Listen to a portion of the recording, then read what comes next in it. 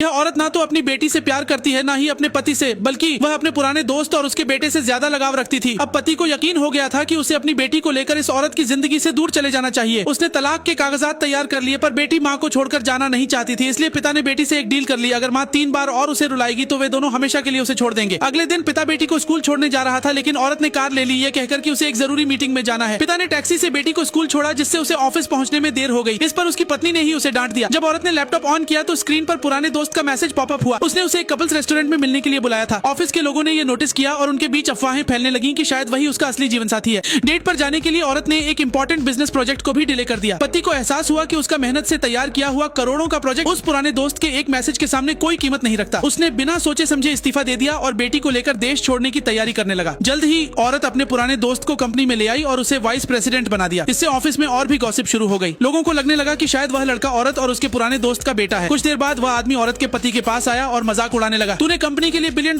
का ऑर्डर लाया, लेकिन फिर भी ये औरत तुझे कभी नहीं देखती। तभी पति को अपनी बेटी की कॉल आई। टीचर ने उसे नीचे छोड़ दिया था। जब वह बेटी को लेने नीचे गया तो उसने देखा कि वह लड़का औरत को माँ कहकर बुला रहा था। बेटी बस दूर से खड़ी देख रही थी, अपनी माँ को आवाज दे रही थी, पर फिर भी उसे सिर्फ आंटी ही कहना पड़ा। उस दिन बेटी के आंसू नहीं रुके। पार्ट 3 के लिए कमेंट्स में बेटी लिखें।